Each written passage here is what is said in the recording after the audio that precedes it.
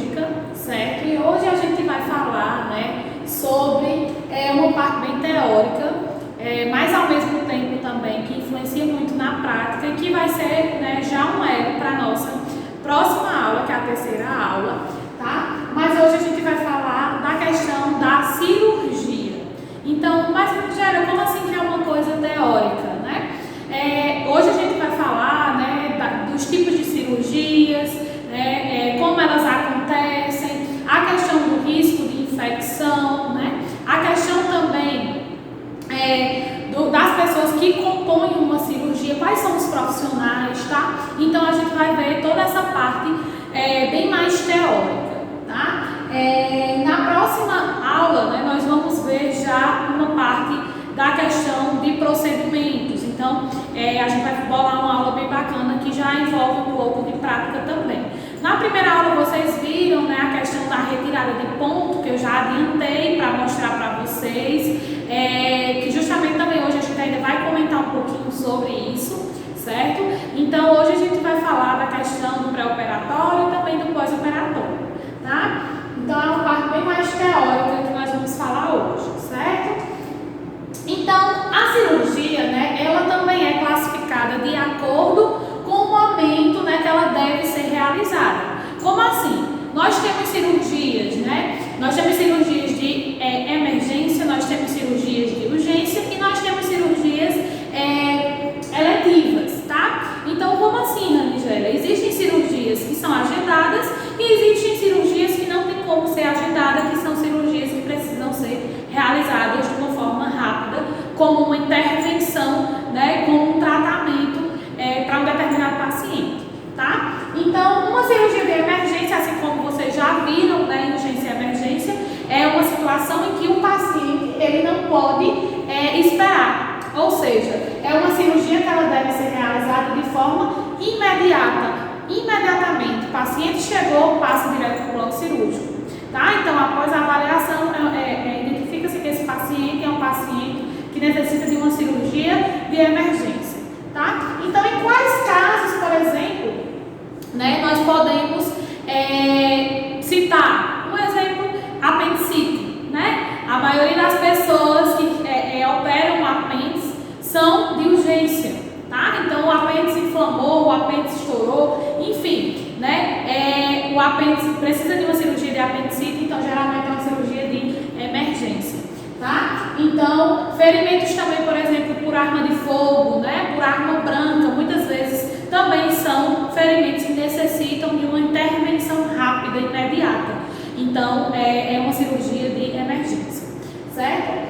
As cirurgias de urgência, né, são cirurgias que elas devem ser realizadas em um período máximo de 24 horas, tá? Então, ou seja, é um paciente que necessita de uma cirurgia, né? Porém, é um paciente que ela ainda consegue aguardar, tá? Ranigela, mas por que classifica desta forma? Porque nós sabemos que o porte, né, muitas vezes hospitalar, não tem como suprir a quantidade, por exemplo, de pacientes que necessitam de cirurgias. Então, é uma forma também da gente triar esse paciente, né, classificando quem precisa ir primeiro e quem ainda pode vir depois, tá? Então, pacientes de urgência são pacientes que podem aguardar. Geralmente são pacientes que vão fazer, né, cirurgias, por exemplo, realização de biópsia, tá? Muitas vezes, sei lá, laparotomias, né, explanatórias, pode acontecer também desse paciente, mas ele ainda consegue muitas vezes aguardar. Então, são cirurgias de malignidade também. Por exemplo, descobriu que a pessoa está, sei lá, com um tumor, né, no estômago, um tumor no intestino. Então, são cirurgias que o paciente corre risco, porém que ainda dá para ele aguardar, certo? E as cirurgias eletivas, né, são cirurgias programadas e realizadas a qualquer momento, ou seja, que geralmente não tem risco potencial à vida do paciente.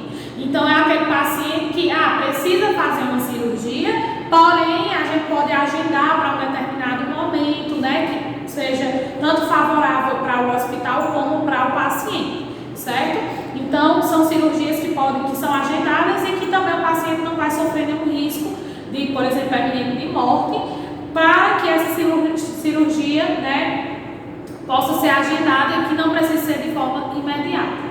Então, se for classificado assim, esse paciente pode aguardar. Um exemplo é prostectomia, certo?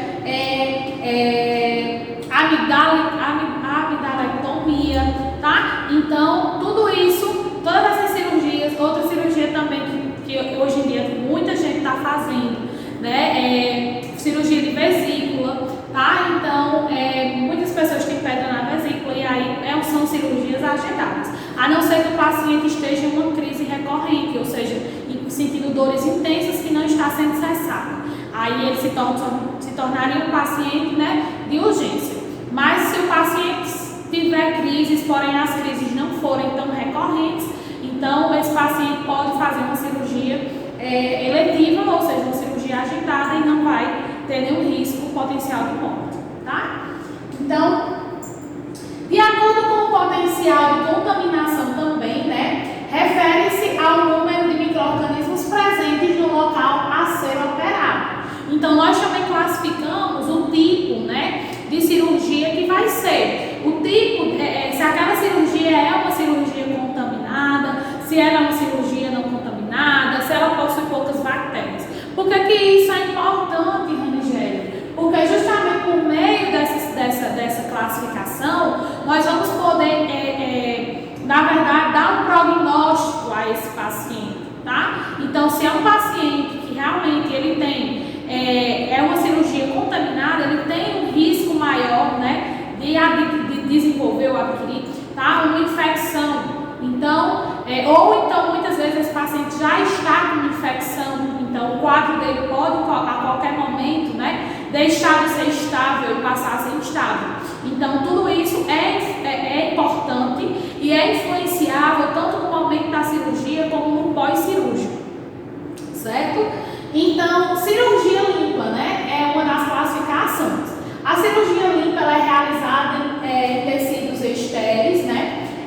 Por exemplo, como de bexiga, ou em locais de possíveis descontaminação, que seria aí em casos de pele, né? Sem processos infecciosos no local.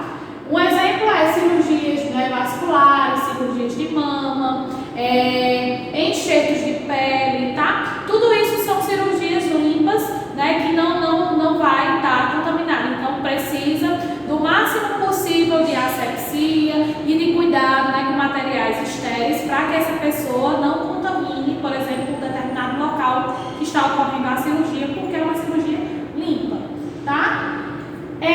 Cirurgias potencialmente contaminadas, né? Elas são realizadas em técnicas com flora microbiana pouco numerosa, sem processo infeccioso no local.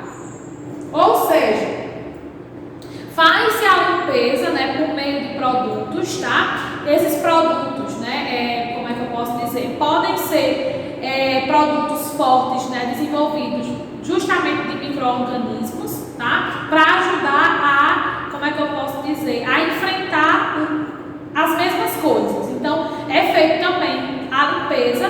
No entanto, né, pode permanecer ainda contaminação no local, certo? É uma cirurgia potencialmente contaminada, tá? Quer dizer que é uma cirurgia que nem é limpa e nem é uma cirurgia totalmente contaminada, tá? Ela é meio termo, por isso que potencialmente contaminada. Existe sim um risco, porém não tanto, tá? Ela é meio termo, tá? Seria cirurgias aí gástricas, cirurgias de vesículas biliares, feridas traumáticas, tá? Ou seja, que a pessoa, sei lá, vamos dizer que ela caiu de moto, ou então se cortou com uma faca, ou se cortou em um ferro. Então, são cirurgias que são, né, lesões que estão contaminadas e que a cirurgia também vai ter um risco potencial de contaminação, tá?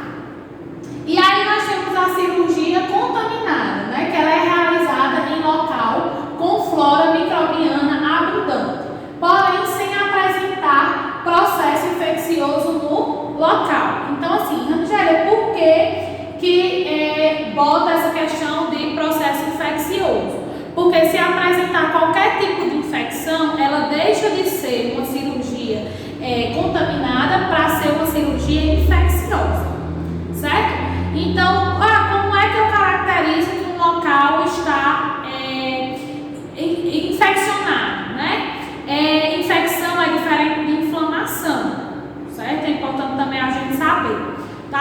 Inflamação é quando ocorre, por exemplo, vermelhidão, né? No local do caroço, de uma lesão, certo? Então aquele local fica muitas vezes com prurido, com coceira, certo? E ele fica com o aspecto, né, avermelhado. E se você também sentir, ele vai estar quente naquele local. Então isso é um processo inflamatório, né? É uma inflamação. Uma infecção, né, uma coisa infectada, vai ser um local que está com presença de secreções contaminadas, né, de pus, tá?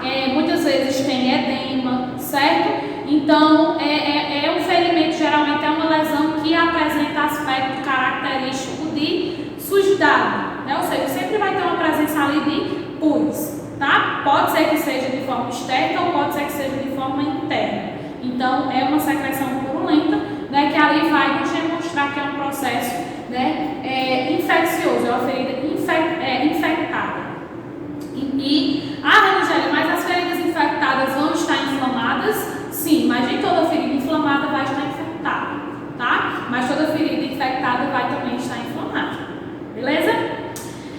E aí, na ferida infectada, né, realizada em qualquer tecido com processo infeccioso no local, como eu disse para vocês. Toda ferida infectada vai estar inflamada, mas nem toda ferida inflamada vai estar infectada.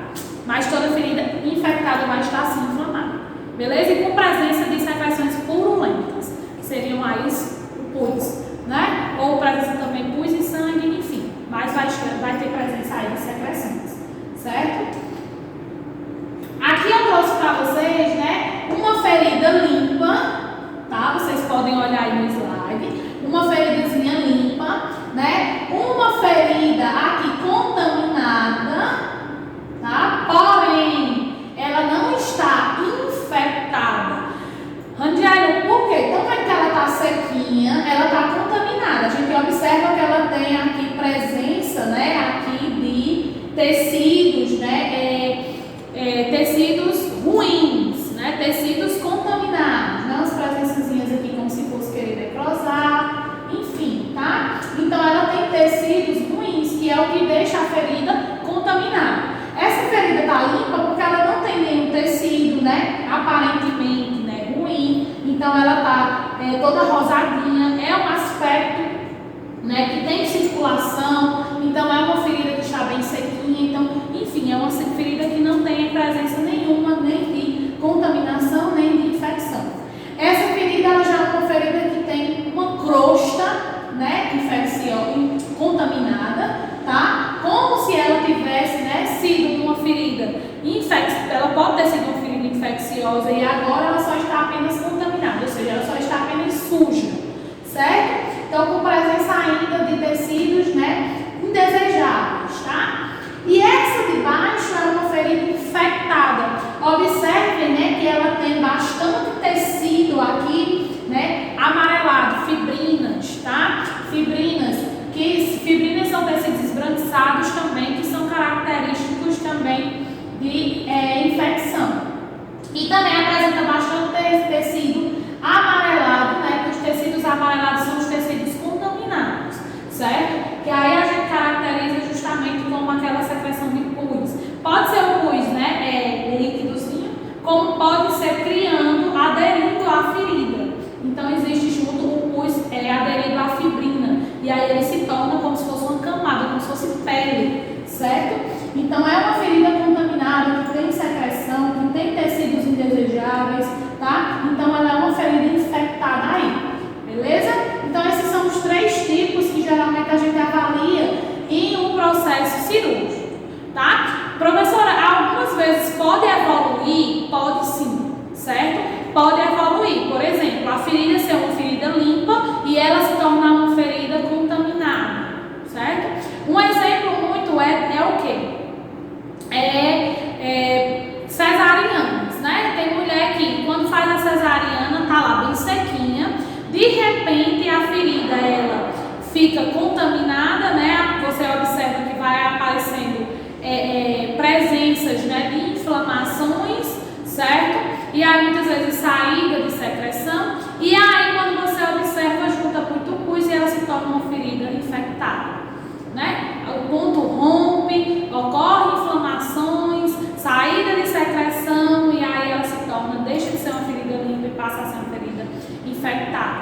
certo? Então acontece muito. Ou então pessoas que fez cirurgias e não teve devido repouso, aí faz esforço e aí acaba muitas vezes, né, induzindo uma infecção, uma contaminação ali. Às vezes a falta de higiene, certo? Então pode evoluir. Ó, uma ferida limpa, toda ferida, pessoal, suturada, né? Toda ferida suturada, que ela está sequinha, que ela está fechada, a gente considera uma ferida limpa. Até que essa ferida, ela mude de estado, ela é uma ferida limpa. Então, se está sequinho, os pontozinhos estão, né? Está cicatrizando direitinho, aquela ferida é uma ferida limpa. E feridas limpas, geralmente a gente não usa nada, a não ser lavar bem. O objetivo de uma ferida limpa é que ela esteja todo o tempo limpa. Ou seja, que a gente faça a higiene adequada, que a gente faça a limpeza adequada. Então, se eu passar, né, pomadas, sei lá, cremes, alguma coisa, eu posso estar deixando minha ferida, fazendo com que ela deixe de ser uma ferida limpa e ela se torne uma ferida contaminada, tá bom? Então, é importante a gente sempre lembrar, feridas suturadas faz só higiene, tá? Aqui é uma ferida, né, que ela deixou de ser limpa e se tornou uma ferida contaminada. Manigéria, por que contaminada? Observem que ela tem um processo inflamatório e tem tecidos indesejados, tá? Já está apresentando aqui, ó, querendo apresentar aqui um puizinho, ela já está se tornando uma ferida contaminada e pode passar a ser uma ferida infectada, né? Com presença de secreções. Então aqui ela está vermelha, então ela deixou de ser uma ferida limpa e passou a ser uma ferida contaminada. Então é importante a gente estar sempre avaliando também esses tipos de ferimento. Eles podem evoluir, Ranigélia? Podem. Então por isso a importância da gente caracterizar que tipo, né, de ferimento é aquele, certo? Porque a partir do momento que ele apresentar uma alteração, a gente muitas vezes vai ter que tratar essa alteração, certo? A classificação quanto às especialidades, né? Então, assim, uma cirurgia, ela não pode ser feita por qualquer pessoa, né? Ela tem um cirurgião específico. Nós temos várias especialidades de cirurgiões, certo? Então, para cada tipo, existe um tipo de cirurgião. Então, aí tem pessoas que dizem assim, mas fulano às vezes está demorando de ser atendido, então fulano foi transferido. É porque fulano está grave. Não, muitas vezes é porque fulano, a especialidade, né, do procedimento cirúrgico de fulano não tem nesse hospital e ele tem que ser transferido para um hospital que tem, certo? Então eu trouxe aqui a classificação dessas especialidades, que é o bucomaxilofacial, né, que vai cuidar, né, dessa região da face, certo? Aí nós temos a questão de cabeça e pescoço, que é outro tipo de especialidade. Temos a cardiologia, né, que vai cuidar do coração. Temos os vasculares, que vão cuidar da questão de veias, né, artérias, questão de trombos, tá? Nós temos o gastroenterologista, que é a pessoa que vai cuidar do trato gástrico, certo? Nós temos o pessoal da plástica, né, que vai fazer, pode ser questões de muitas vezes de intervenções, como também pode ser procedimentos estéticos, né? Nós temos os cirurgiões torácicos, nós temos que vai tratar da parte do tórax, tá? Nós temos os otorrinolaringologistas, tá? Que vai cuidar, né, a questão de otorrino, da questão de nariz e ouvido, tá? Nós temos a ortopedia e traumatologia, né, que vai cuidar da questão das extremidades, certo? Nós temos os oftalmos, né, os oftalmologistas, que vai cuidar da questão dos olhos, tá? Nós temos a urologia, que vai cuidar justamente da questão, né, de vias urinárias, tá? Precisa lembrar o nome. Nós temos a questão da ginecologia e obstetrícia, que vai cuidar da parte, né, claro, do sistema de ovários e útero. E nós temos a videolaparoscopia, né, que são geralmente procedimentos por meio de vídeo, né, ou retirada de alguma coisa, é como se fosse meio que um clínico geral, mas que faz alguns procedimentos gerais, basicamente. Mas ele está tratam mais essa parte também de tórax e abdômen, certo? E aí são as especialidades que nós temos. E aí a questão, né, do cirurgião em si, né? O cirurgião, ele é o principal executor e o responsável pela intervenção cirúrgica. Necessita de características e personalidades imprescindíveis, rapidez e raciocínio, decisões prontas, destreza manual, atitude de comando e equilíbrio manual. Desejo também de perfeição. Por que eu coloquei esse desejo de perfeição? E aí eu trago até uma frasezinha. Porque geralmente o cirurgião, né, ele quer que tudo seja perfeito.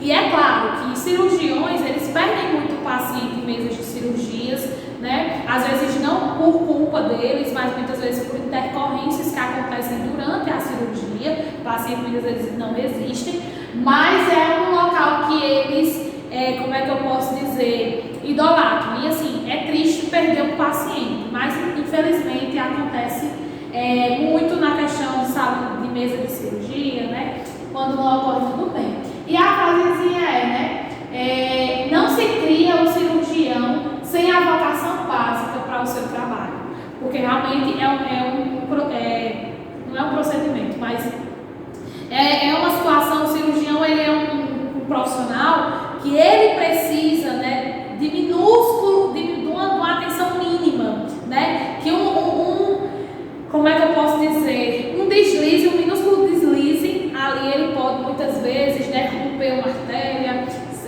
romper uma veia, deixar uma gase que muitas vezes passa despercebido porque está ensanguentado, enfim. Então, o mínimo deslize ali pode ser fatal para o paciente, né? Ou muitas vezes pode ser fatal até para ele mesmo em relação a conter ou manter o controle. Então, uma cirurgia é realmente eu gosto até de dizer assim, eu acho que é um pedestral, né? Que é um momento que, assim, é agora ou nunca, né? Então, é por isso que muitas vezes, né, os médicos acham que assim, tem médico que se endeusa. Mas os cirurgiões, eles acima é claro que ninguém está acima de Deus, mas abaixo de Deus está eles, né? Porque justamente tem momentos que o paciente, se não ocorrer a intervenção cirúrgica, aquele paciente ele não dura muitas vezes nem 30 minutos, nem uma hora. Então, abaixo de Deus está os cirurgiões em determinadas situações. Então, realmente é uma tensão, é uma pressão muito grande, tá? O conhecimento profundo da anatomia, da fisiologia, da fisiopatologia e da anatomopatologia, né, é indispensável para a sua formação. A experiência e a segurança de um cirurgião só adquire após muitos anos de estudo, de dissecações, né, anatômicas constantes, de adestramento manual em animais, de experimentação, de auxílio aos cirurgiões mais, né, amadurecidos, ou seja, mais velhos, e da correção de muitos erros. Então, eu não sei se aqui eu sempre cito muito, porque eu gosto de assistir quando eu tenho um tempinho, Grey's Anatomy, O Bom Doutor, né? Então, eles realmente, você vê que muitas vezes os cirurgiões, eles fecham os olhos e eles imaginam o corpo humano, para eles muitas vezes imaginar, ou para eles muitas vezes ouvir o funcionamento do corpo, para a partir daí eles desenvolver muitas vezes um procedimento, ou muitas vezes pensar como ele pode desenvolver um procedimento.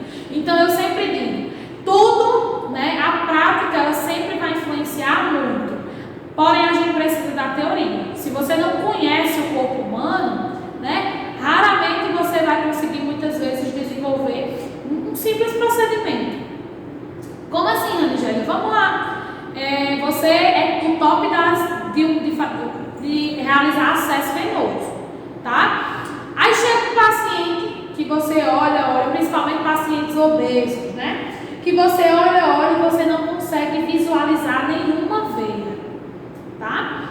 A gente tem que ir para a questão de sentir a veia. Angélica, eu não sinto, eu não vejo.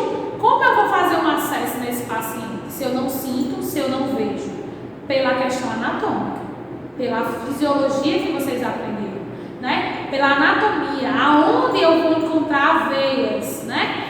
Onde passam essas veias. Então eu sempre gosto de dizer assim, quando eu não enxergo, quando eu não sinto, né? O local que eu mais arrisco é a questão justamente aqui do antebraço, tá?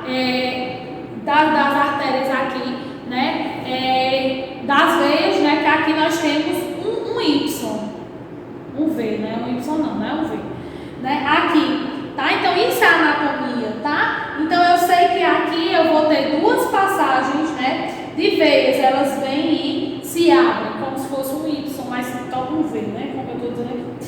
E aí eu sei que aqui eu vou encontrar uma veia ou aqui eu vou encontrar uma veia. Então isso é anatomia, tá? Então da mesma forma é um cirurgião. Então por isso que é importante você ter muitas vezes a teoria. Às vezes só a prática não vai lhe levar à perfeição, mas é claro que ela é fundamental, certo? Mas a gente tem que andar sempre um ligado ao outro, tá? E aqui a fotozinha do cirurgião. E aí, né, na questão da cirurgia, nós ainda temos vários outros componentes, né? Nós não só temos o cirurgião. Então, o cirurgião, para que ele consiga realizar uma cirurgia, ele precisa, né, de toda uma equipe formadinha para auxiliar, tá? Então, isso é muito importante a gente avaliar. Então, a equipe cirúrgica, né? Na cirurgia atual, o trabalho é dividido entre o cirurgião e seus colaboradores, como eu falei para vocês, tá? Então, cada elemento tem atribuições, né, específicas com o objetivo de dar ao ato operatório maior perfeição e rendimento com menos desgaste de energia para toda a equipe. Conjunto cirúrgico, ele é formado por anestesista, cirurgião, assistente e instrumentador.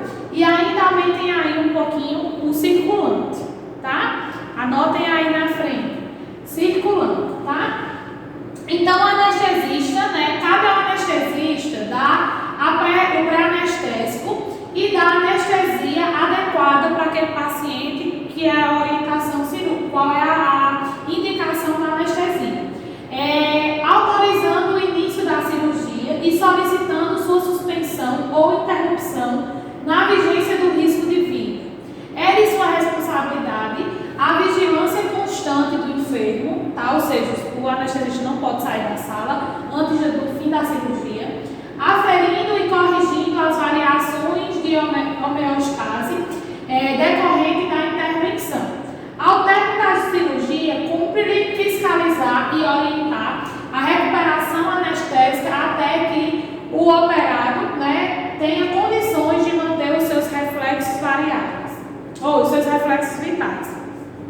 Então, o anestesista ele tem que fazer toda a avaliação, participar da cirurgia, intervir se necessário e orientar no pós-cirúrgico, né, quais são as complicações que podem vir a ter na passagem da anestesia, tá? O cirurgião, ele é responsável pela intervenção, realização das manobras básicas da cirurgia, cabe-lhe coordenar o trabalho de toda a equipe, cabe também ao cirurgião a tarefa de escolher colaboradores com os quais tenha mais afinidade, estimulando e elogiando constantemente o seu desempenho, né? Porque, como eu disse para vocês, é muito tenso, né, a questão do bloco cirúrgico. Então, às vezes as cirurgias são demoradas, são muito demoradas, né? Passam horas e horas lá. Então, eles precisam de uma equipe que todos se interajam, que todos, né, se conheçam. Então, para que a cirurgia ela realmente não seja tão cansativa, né, quanto ela já está sendo, né? Para que ela seja um pouco descontraída.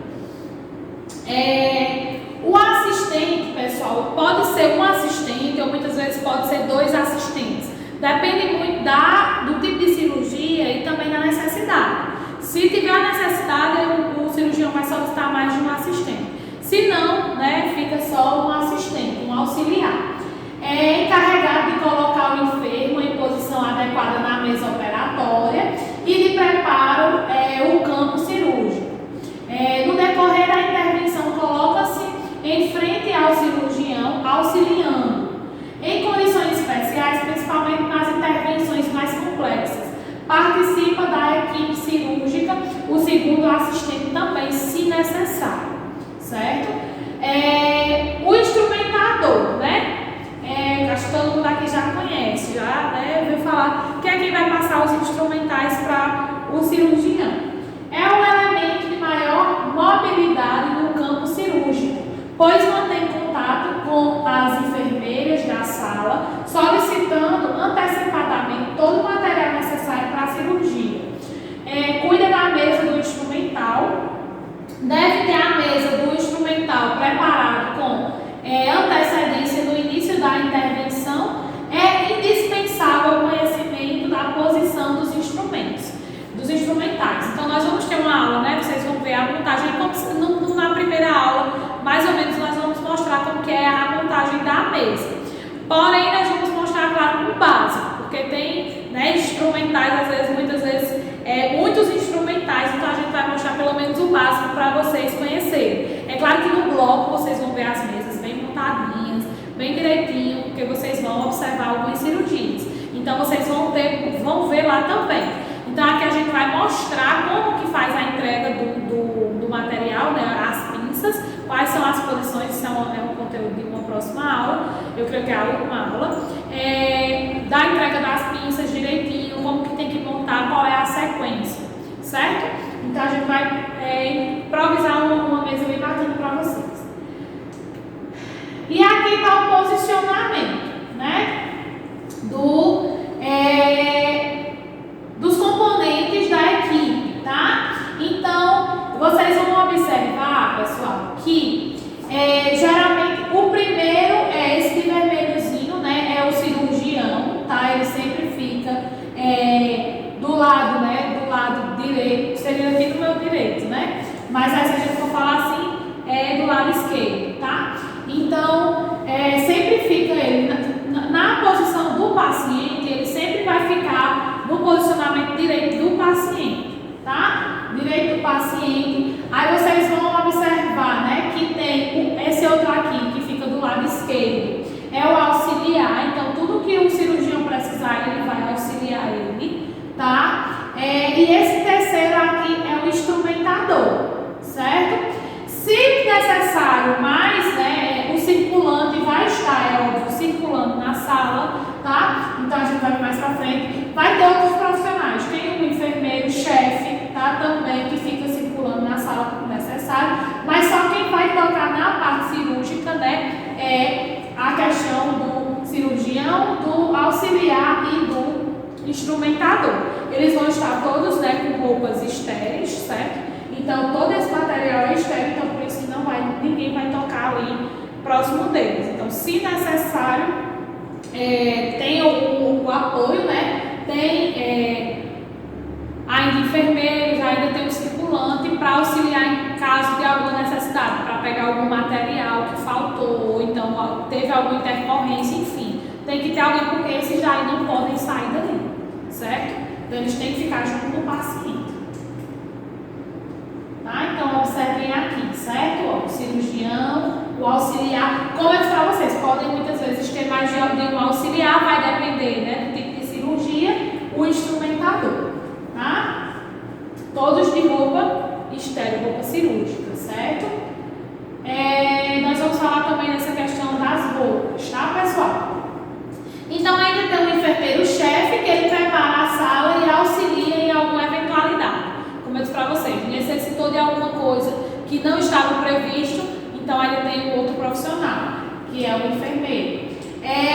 O circulante, né, ele cuida dos artigos descartáveis como gás e algodão e faz a ponte entre o cirurgião que está em um ambiente estéril e não pode se contaminar com os objetos que estão fora do meio estéril. Então, se ele necessitar, por exemplo, muitas vezes o cirurgião está lá fazendo a cirurgia, aí ele está suando muito, aí às vezes o circulante vai lá, ajuda a secar o cirurgião. Muitas vezes o pacote de gás que trouxe não foi necessário estar prestando em mais compressas, então vai lá o circulante e pega mais material. Então ele fica circulando na sala, vendo qual a necessidade, qual a eventualidade, né? Enfim, quem assiste Grey's Anatomy já viu alguém chegando dando água. Realmente é o circulante, ele auxilia no que precisar, né? E aí agora a gente vai falar de um período operatório, certo? Esse período pré-operatório, né, é o período antes da cirurgia, certo? Que é importante a gente avaliar. É um período que se inicia na admissão e vai até o momento da cirurgia. O objetivo, preparar o paciente de forma adequada, né, para a cirurgia, diminuir o risco no intraoperatório, ou seja, quando ele estiver na sala de operação, e evitar complicações e desconfortos do pós-operatório, porque a gente prepara o paciente também para a cirurgia, né? As 3 fases dos cuidados, né, perioperatórios são o pré-operatório, o transoperatório e o pós-operatório, tá? O pré-operatório imediato, ele começa no momento da indicação da operação e termina 24 horas antes do início da cirurgia, tá? Geralmente, nesse período, o paciente ainda não se encontra internado, ou seja, é um período que nós vamos receber o nosso paciente, que nós vamos admitir o nosso paciente, tá? É o pré-operatório imediato, né? Está à véspera da cirurgia até o momento em que o paciente é recebido no centro cirúrgico, ou seja, ainda no momento que ele está indo na enfermaria. A partir do momento que ele entrar no bloco cirúrgico, ele passa a ser um transoperatório. No momento que o paciente é recebido no centro cirúrgico, até o momento em que é caminhado para a sala de anestesia para iniciar a anestesia e depois, em seguida, a questão da cirurgia. O intraoperatório, ele se dá a partir do momento que se inicia aí a anestesia. O pós-anestésico, né, que é no momento da alta do paciente da sala de operação até a alta da sala de recuperação. E o pós-operatório imediato, que é a alta do paciente da sala de recuperação pós-anestésico até as primeiras 24 horas do pós-operatório. Aí já vai ser encaminhado para a enfermaria, tá? Então, o preparo, né, para o pré-operatório. Nós temos o preparo tanto psicológico, como espiritual, como físico, certo? Então, é importante a gente avaliar. O psicológico, né, o desconhecimento ou a incerteza quanto aos resultados do tratamento a que será submetido. Também é fonte de insegurança, desassossego, né, medo para o paciente. Para avaliar essa tensão, a enfermagem deverá conversar com o paciente e esclarecer as dúvidas e os temores que ele tem. Porque às vezes o paciente pensa que é uma cirurgia, é um bicho de 7 cabeças, e muitas vezes é um procedimento simples, né? Que a duração geralmente a gente nunca estipula tempo. Mas geralmente são cirurgias rápidas, ou então não, essa cirurgia é um pouco mais demorada. Então o senhor vai entrar aí, quando sair o pós-cirúrgico, vai ter toda uma orientação, mas o senhor tem alguma dúvida do procedimento que vai ser realizado, enfim. Então, tudo isso é importante a gente conversar com o paciente para tentar acalmar ele, né? O preparo espiritual, algumas vezes, os pacientes, eles pedem para receber visitas de líderes religiosos, seja pastor, seja padre, tá? Então, muitas vezes eles pedem e aí vai da questão também do hospital. Se libera, né, ou não, antes da cirurgia, tá? E o preparo físico consiste em preparar o paciente, em preparar o corpo e o organismo do paciente para o ato da cirurgia, através de procedimentos de enfermagem e administração de medicamentos prescritos. A gente vai ver isso mais para frente um pouquinho, a questão da assistência, do preparo, tá? A atuação de enfermagem no pré-operatório imediato, né? São os cuidados de enfermagem oferecidos ao paciente no período que vai desde a internação até as 24 horas que antecede a cirurgia. Nesses casos, a atuação de enfermagem ela consiste em admitir o paciente na clínica cirúrgica, certo? Nessa fase em que o paciente está prestes a ser operado,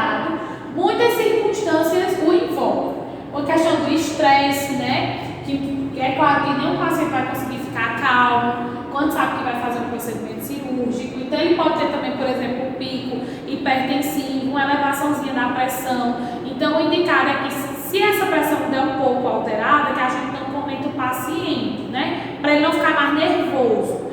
Então, a gente pode comentar com o familiar, alguma coisa do tipo, mas o ideal é que a gente não comente com o paciente para ele não ficar mais nervoso e essa pressão subir mais. Tá? A gente não vai omitir, mas a gente não vai comunicar para ver se a questão do estresse dele, da ansiedade diminui, certo? E aí a gente tem que ficar sempre verificando esses parâmetros vitais do paciente.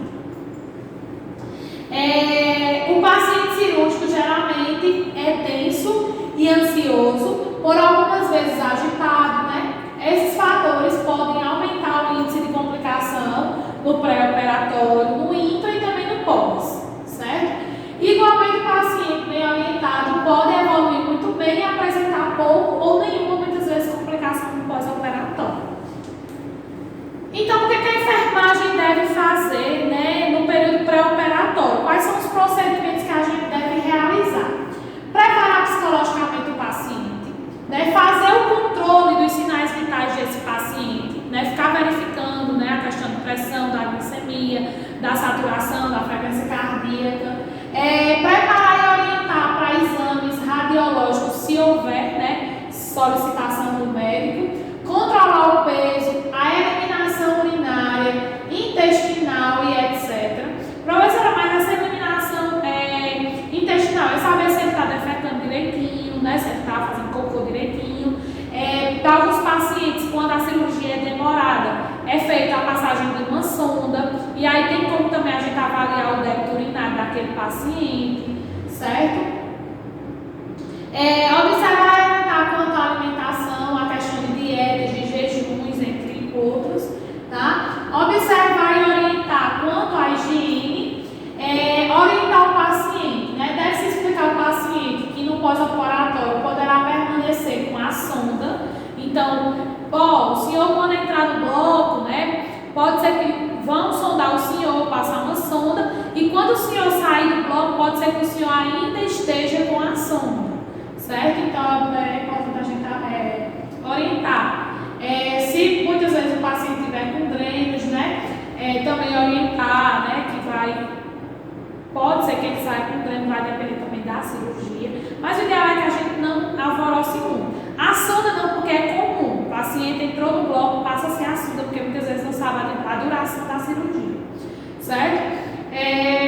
Mas a questão de drenos, essas coisas, o ideal é que a gente comenta às vezes se o paciente sair com eles, tá? Imobilizadores, também orientar que muitas vezes ele pode estar com a imobilidade prejudicada, então às vezes ele vai se sentir pesado quando sai da cirurgia, não vai estar podendo se movimentar, enfim. Atentar para este item, pois dependendo da maneira de como se fala, o paciente também pode ficar mais apreensivo, como eu disse para vocês. Então, se muitas vezes você não tem segurança do que vai ser realizado no bloco, muitas vezes é melhor não comentar, porque às vezes a gente só vai gerar uma ansiedade maior nesse paciente e aí se torna uma complicação, né, para a gente. Então, o ideal é que a gente só faça as orientações que vocês se sentirem seguros, tá? Na verdade, eu sempre digo assim, quanto mais a gente conversa, mais a gente se enrola.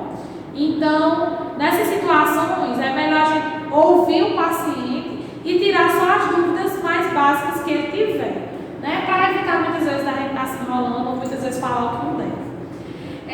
Orientá-lo quanto visitas e permanência de familiares, né? Isso aí vai tudo da questão também, como se diz, de protocolos do local onde ocorreu a cirurgia, do hospital, tá?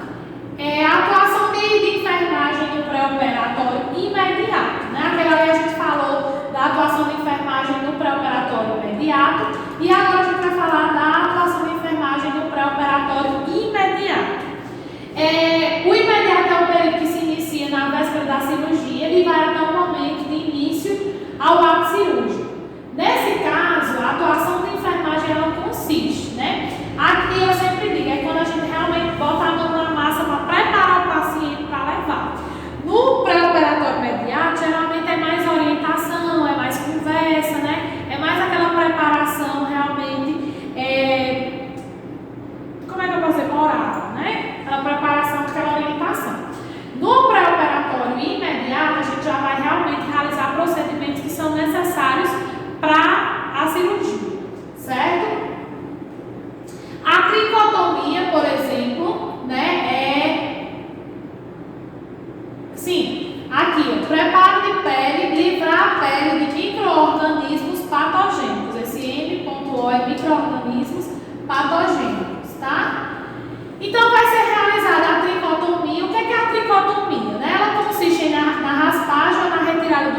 pelos, certo? Da região que será incisionada e das áreas circunvizinhas, né? Vai ser feita uma higiene, uma limpeza com água e sabão e uma solução antisséptica na região tricotomizada.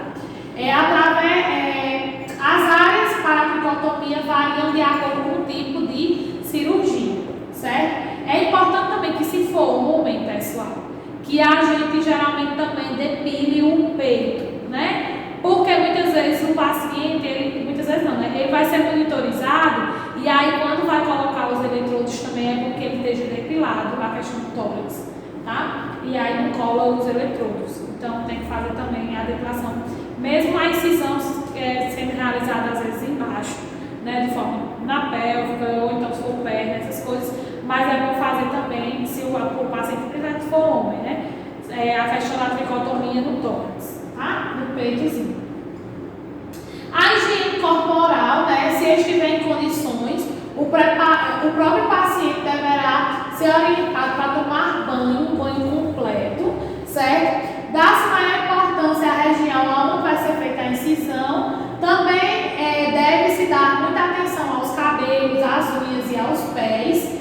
Em pacientes do sexo feminino, deve-se observar se as unhas estão pintadas de cores fortes, pedir para retirar o esmalte.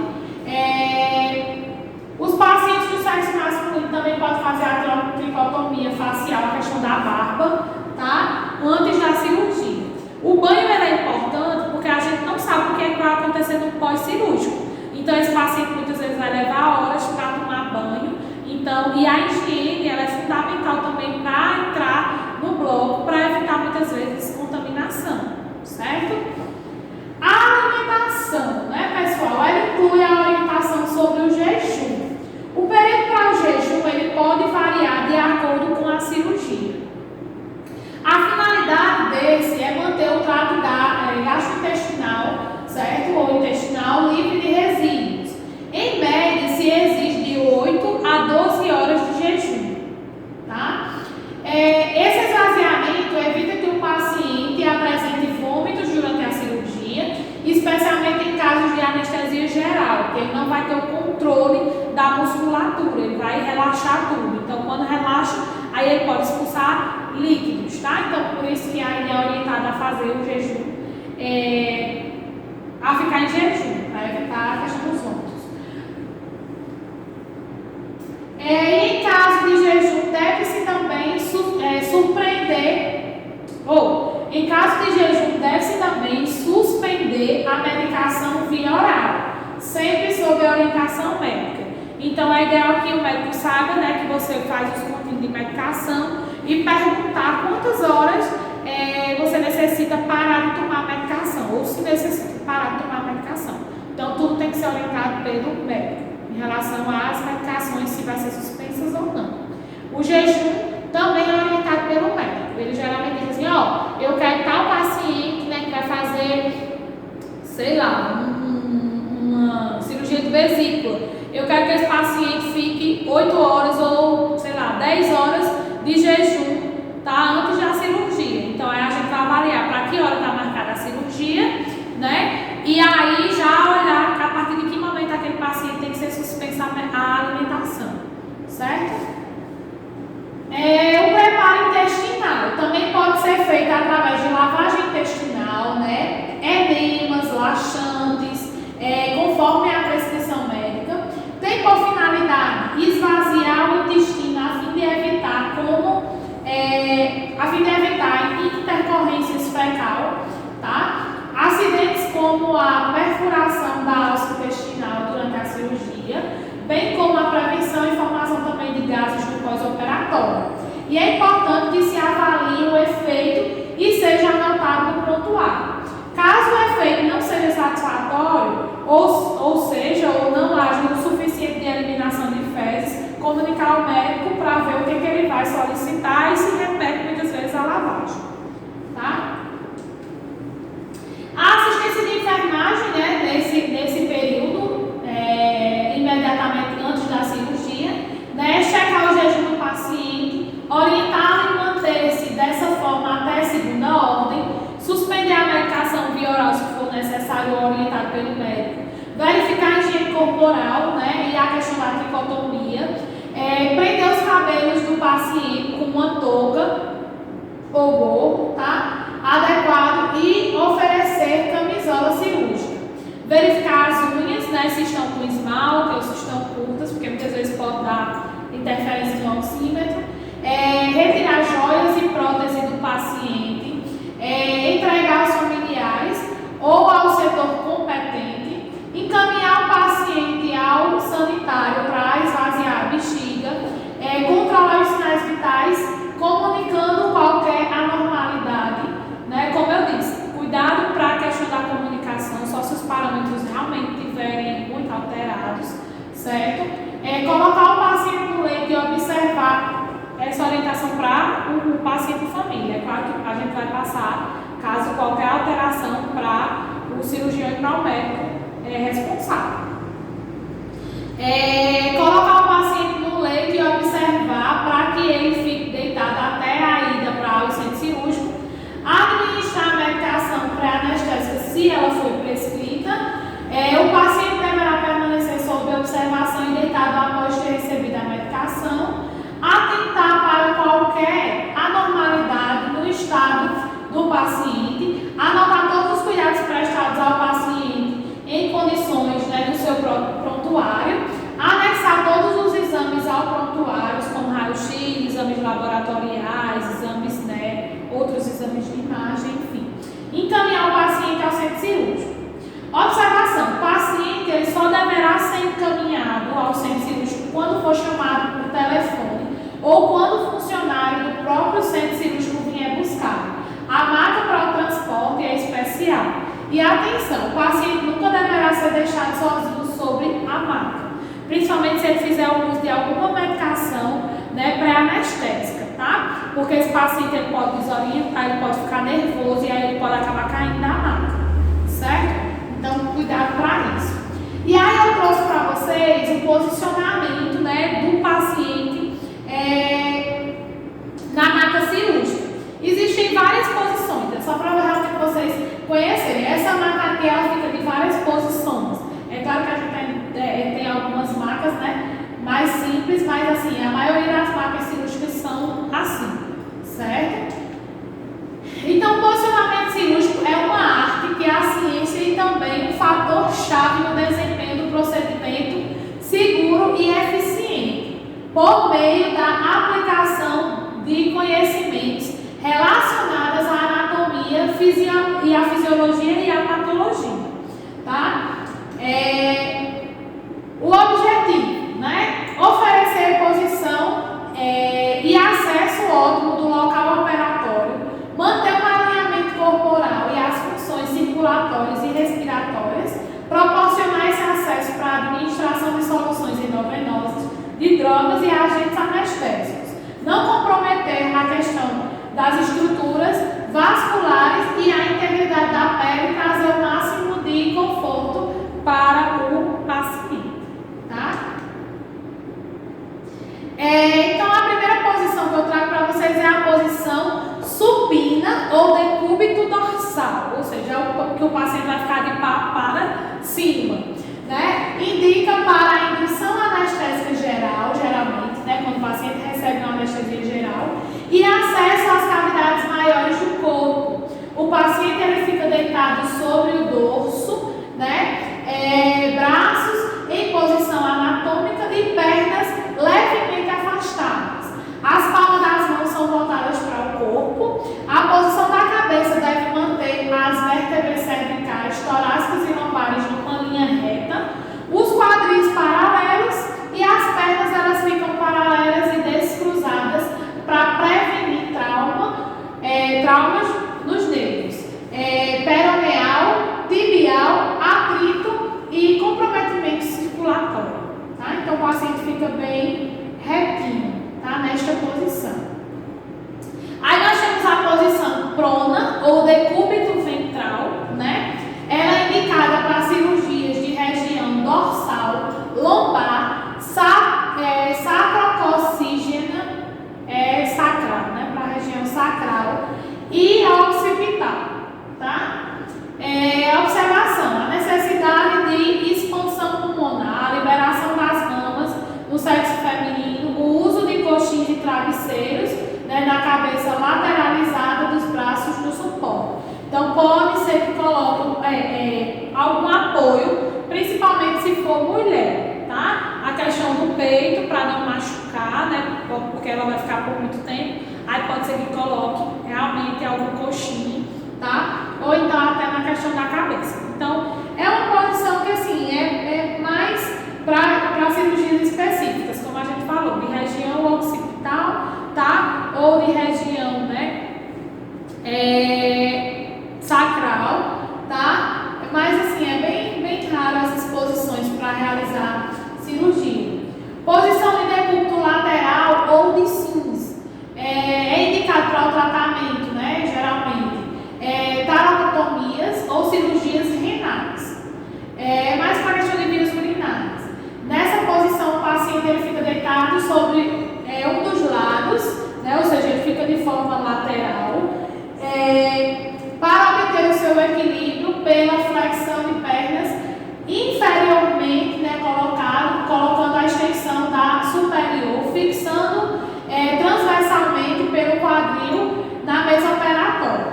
O paciente ele fica deitado sobre o lado não afetado, tá? Ou seja, sobre o lado que ele não esteja sentindo dor, tá?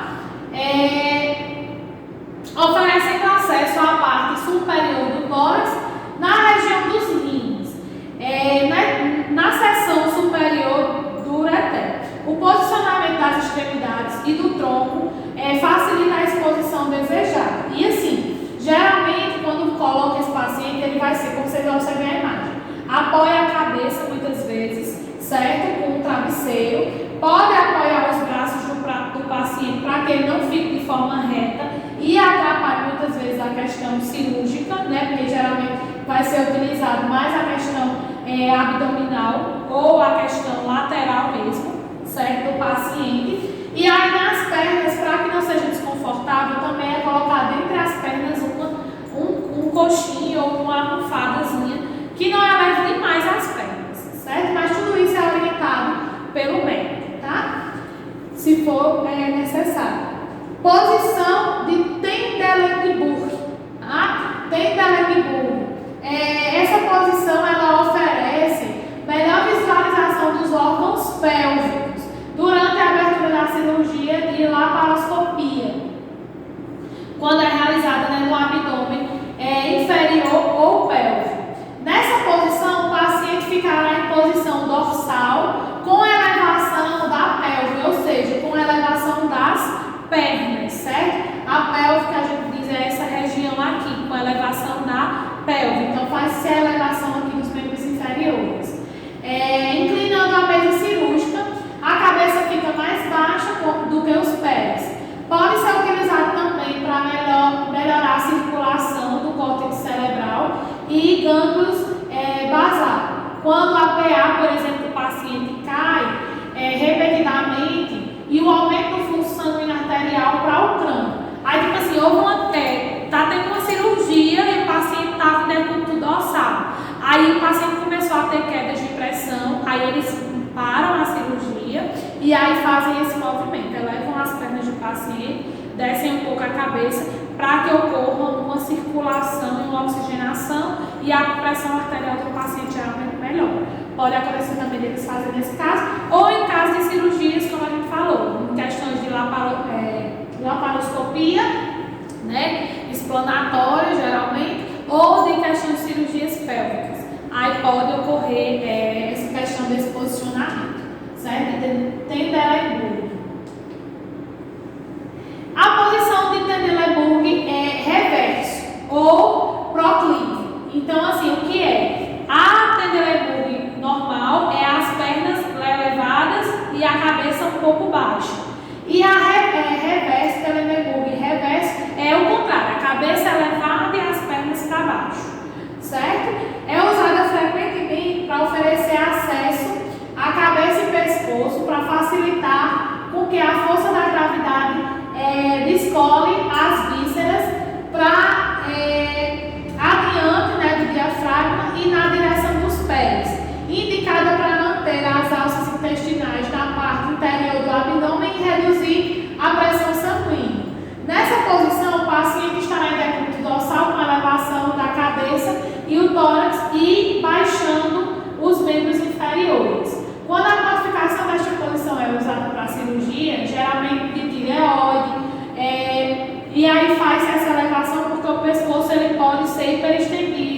para a elevação dos ombros do paciente. E aí, quanto mais ele preenchendo do pescoço, né, mais facilita a questão de cirurgias de tireoide, por exemplo, tá?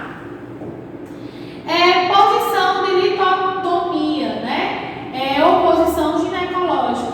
É a posição em que a mulher ela fica, né, deitadinha e as pernas são elevadas, tá? Indicada para exames urinários, endoscópicos, cirurgias ginecológicas por via da bexiga ou uretrais, e essa posição é derivada de decúbito dorsal, na qual se elevam os membros inferiores, como eu falei para vocês, que ficam elevados em suportes especiais, denominados daí de perneiras, que são essas pernas aqui, perneiras com correias. São as perneiras que fazem com que a perna fique elevada, certo? Então, as perneiras, né, como eu falei para vocês, são essa partezinha que faz com que as pernas fiquem elevadas, certo?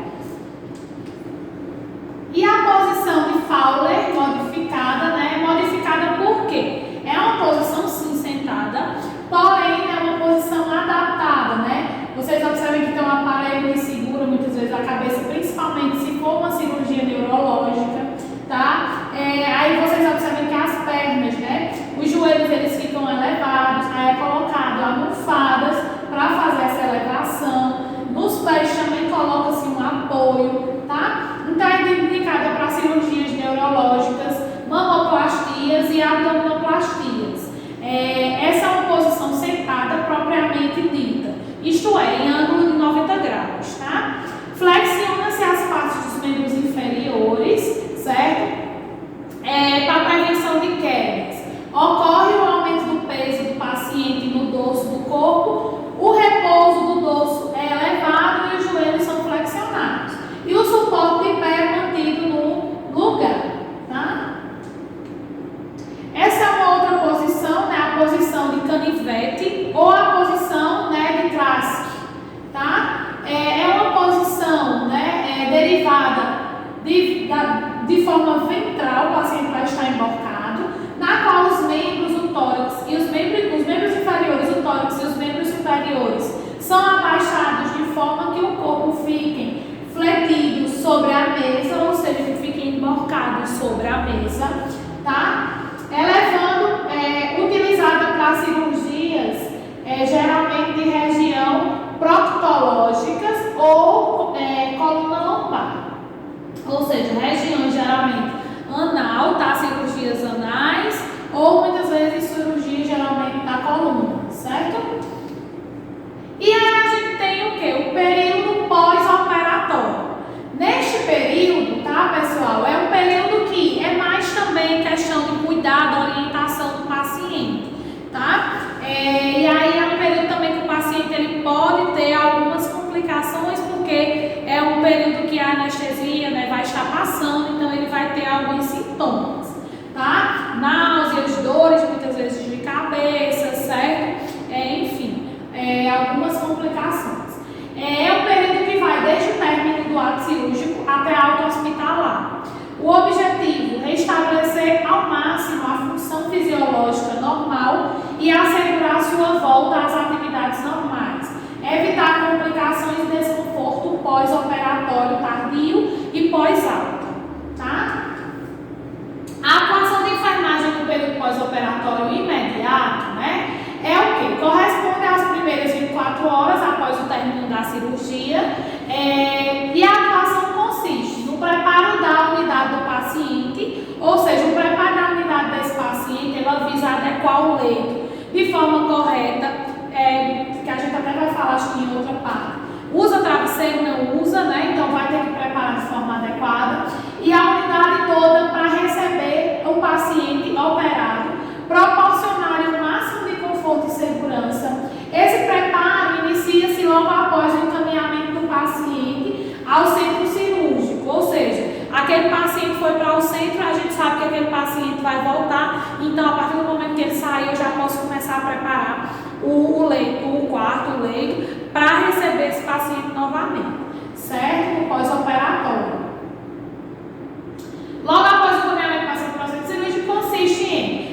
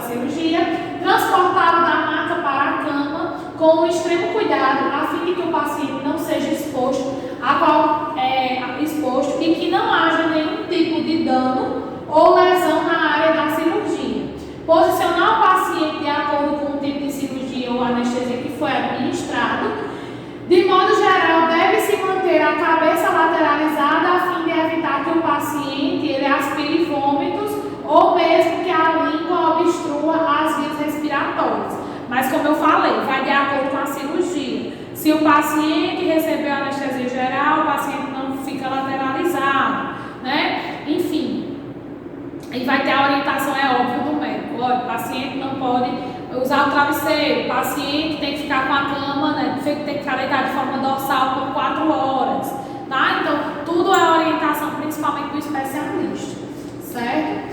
Observações aí ainda. O período de jejum pós-operatório varia conforme a cirurgia e o estado do paciente. Em geral, não se administra nada via oral antes que o reflexo de deglutição tenha voltado completamente. Professora, geralmente, quando esse paciente come novamente, pessoal, tem um período que o médico orienta, mas o mínimo, né, são 4 horas, né, após a cirurgia. Então, esse paciente geralmente não se alimenta antes deste período, tá? Então, mas sempre vai ter orientação médica. Doutor, a alimentação vai continuar restrita? Sim. Então, paciente, né, com alimentação restrita, 0. Então, não vai comer. Mas o paciente pode comer que horas? Daqui a 6 horas. Não, daqui a 4. Não, né? Ele pode até diminuir muitas vezes se o procedimento for muito simples, mas raramente eles botam o paciente para comer, né, em menos desse tempo, tá? Quanto ao uso do travesseiro, né? Eu falei que a gente ia falar. Em anestesia geral, deve-se deixar o paciente em decúbito dorsal horizontal, sem travesseiro, pelo menos até a manhã seguinte, tá? Isso aí dá em média, pelo menos, pessoal, 12 horas, certo? 12, 8 horas no mínimo, que esse paciente fique em decúbito dorsal. A anestesia raquidiana não se deve colocar travesseiro, né? Nem elevar a cabeceira do leito por 6 horas. Hoje, muitos médicos já não recomendam essa restrição, mas antigamente a maioria sim, assim, até que o médico também oriente, a gente continua restrito, né? Caso ele pegue, a gente realiza. Em anestesia peridural, não se coloca o travesseiro até que o paciente esteja totalmente consciente ou também a critérios médicos, tá? Então, assim, dessas 3 anestesias geralmente não se usa o travesseiro, beleza? Outras observações importantes, né? Observar sempre os parâmetros vitais do paciente, né, de forma frequente e tomar providências caso o paciente apresente alguma alteração. Em geral, na primeira hora, verifica-se os sinais vitais de 15 em 15 minutos. Na segunda hora, 30 em 30 minutos. Na terceira, né, de 4 horas, passa-se a verificar de hora em hora, certo? Então, a gente só vai, por exemplo, nas primeiras 3 horas que a gente vai verificando. Primeiro horário, 15. Na segunda hora, de 30 em 30 minutos. Na terceira hora, né, já verifica e a partir daí só fica verificando de 1 em 1 hora, certo? O que mais? Depois disso, rotineiramente, de forma como a rotina do hospital, né, procede. Manter o ambiente tranquilo, semi-oclusivo e paciente confortável, aquecido. Observar perfusão de venóculos e necessidade de restrição. Observar a questão do curativo, né? Em quantas horas tem, de quanto tempo tem que trocar o curativo, se é 2 vezes ao dia, se é só 1 vez ao dia, né? Então pede essa orientação também ao médico. Observar a questão do sangramento excessivo, né? Atenção para o sangramento de cor vermelho vivo, que pode ser no início aí de uma hemorragia, tá? Observar a presença de drenos de sonda, tipo de drenagem e manter aberto ou fechado o tipo de líquido drenado ou volume, etc. É claro que tudo isso vai ter a orientação do médico. Eu só estou comentando com vocês para que vocês tenham a orientação do que geralmente ocorre no pós-cirúrgico, tá? Em casos de sonda, né, seja ela de Fowler, seja uma sonda nasogástrica, seja uma sonda interal ou outro tipo de sonda, atenção para a questão dos líquidos se estiver sendo eliminado através dela. Porque a gente tem que saber se realmente o débito urinário está bom, né? Se for uma sonda nasogástrica, observar se está sendo uma sonda aberta para a eliminação de alguma secreção, que com essa secreção, né? Se está tendo algum cheiro, enfim, para a gente saber também como ligar no prontuário do paciente, certo? Observar sinais e sintomas de hemorragia, a questão do pulso, né? Se ele começar a ficar filiforme, fininho, se ocorrer taquicardia, se ocorrer taquipneia, prostração, sudorese, pele fria, enfim. Alguns sinais que indicam choque hipovolêmico, aí a gente tem que fazer também, observar e já comunicar ao médico, tá? Observar a diurese, que é a questão da urina. A primeira medição deve ocorrer, né, nas primeiras 8 horas após a cirurgia. Então, se o paciente não fizer, é bom a gente ter atenção, porque pode formar bexigoma, certo? Ou seja, o xixi acumular na cavidade da bexiga, tá? A retenção urinária pode acontecer devido, né, espasmos. Então, a gente tem que ficar induzindo esse paciente a urinar após essa questão de 8 horas, se ele não conseguir, né? Observar a coloração e a temperatura da pele, aspiração de secreções caso seja necessário, administrar toda a medicação prescrita, sobretudo os analgésicos e antibióticos que geralmente são prescritos no pós-cirúrgico, tá? E a atuação de enfermagem no pós-operatório imediato ou tardio, né, que é um período que se inicia aí após as 24 horas depois da cirurgia. O paciente permanecerá internado na clínica cirúrgica até o momento da alta. Esse período varia conforme a cirurgia realizada e principalmente de acordo com as reações individuais de cada paciente. Os cuidados aplicados neste período, eles visam proporcionar ao paciente uma recuperação mais rápida, preparando-o para voltar às atividades normais, certo? Os cuidados incluem, tá? O controle dos sinais vitais que a gente já falou, né? Conforme a rotina do hospital. Atenção para a questão da pressão arterial, que pode ocorrer alguma alteração, né? Observar também a questão de hipotensão, né? Um sinal também de hemorragia, queda de pressão, pele fria, certo? Observar a diurese, que a gente já falou, tá? Observar a questão das evacuações, se continuam normal ou se ainda está, por exemplo, ausente, a consistência, a cor. Incentivar o exercício no leito.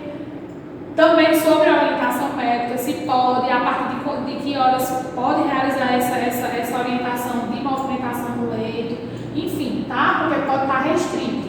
Realizar o curativo na incisão cirúrgica, no local do dreno ou no local que ocorreu a incisão. Observar e anotar os aspectos da incisão, o processo de cicatrização, como é que está ocorrendo. Também é importante a gente fazer a anotação e se tem presença de secreção ou não, tá? Para a gente indicar se está tendo contaminação ou processo infeccioso ou não. Iniciar a deambulação precoce a fim de evitar complicações, né, pulmonares. Também vai ter que ver a questão da orientação médica, evitar aí problemas circulatórios. A deambulação gradual que segue as seguintes etapas: elevar a cabeça do leito e deixar o paciente nesta posição por alguns momentos, para evitar a hipotensão postural, colocá-lo sentado no leito com as pernas para baixo, descer o paciente com ajuda. O início da deambulação irá variar de acordo com o tipo de cirurgia, como eu disse para vocês sobre a orientação médica. Mas jamais pedir para o paciente levantar de uma vez e caminhar. Então, primeiro se eleva a cabeceira, né? Depois tira as pernas da cama e deixa o pacientezinho sentado. E aí depois tenta fazer a retirada desse paciente do leito para iniciar a deambulação. Administrar a medicação prescrita com atenção especial para analgésicos e antibióticos. Orientar o paciente e a família sobre os cuidados, né, após a alta. Registrar todos os cuidados administrados ao paciente em seu prontuário. Certo? Colhe as considerações sobre a retirada de pontos, como eu falei para vocês, certo? Para a gente observar. Só uma revisãozinha básica, que é a questão da cicatrização. É um processo que ocorre de dentro para fora, né? Principalmente quando está ponteado. Uma ferida pode ocorrer sem problemas, né, de primeira intenção, ou apresentar dificuldades para a cicatrização imediata, e que aí já vai passar para uma cicatrização de segunda intenção. Ou ainda necessitar de uma nova sutura, que aí vai passar para uma cicatrização de terceira intenção, certo? A retirada de pontos de pós-operatório, tá? Ou nos dias posteriores, seguindo sobre orientação médica. E aí é feita a retirada, como a gente mostrou na aula passada, né, com o uso e auxílio de pinças, tá? Ou de bisturi, como for mais, como é que eu posso dizer, mais prático, tá? Sempre realizando uma higiene. A higiene eu sempre digo, é bom fazer a higiene antes, né, com soro fisiológico, fazer a limpeza do local antes e depois da retirada de pontos. Então é muito importante, né? E como se diz, como eu sempre digo, é melhor pecar por excesso do que, né, fazer de menos. Então, façam essa asepsia tanto antes como depois da retirada de pontos, certo? Mas sempre com orientação médica também vai ser feita essa retirada de pontos. E aí a gente encerra a nossa aula, nossa segunda aula por aqui. Como eu falei para vocês, é uma aula bem teórica, tá? Mas aí na próxima aula a gente traz novidades sobre a questão cirúrgica, até porque é um campo bem amplo, como eu disse para vocês. E na prática vocês vão ver muito mais coisas curiosas, certo?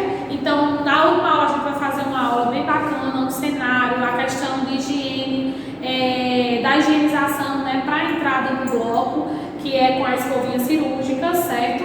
E aí a gente vai mostrar a questão das roupas para vocês também, tá? Então, vou estar enviando a atividade para vocês sobre essa aula de hoje, certo? Com o mesmo prazo até a próxima sexta-feira para entrega da atividade, tá bom? Qualquer dúvida é só vocês falarem comigo para a gente retirar. Nós vamos estar lá no grupo, vamos tentar gerar um debate. As perguntas que vocês fizerem eu vou estar tentando responder, tá bom? Então, um forte abraço, fiquem com Deus e até a próxima aula.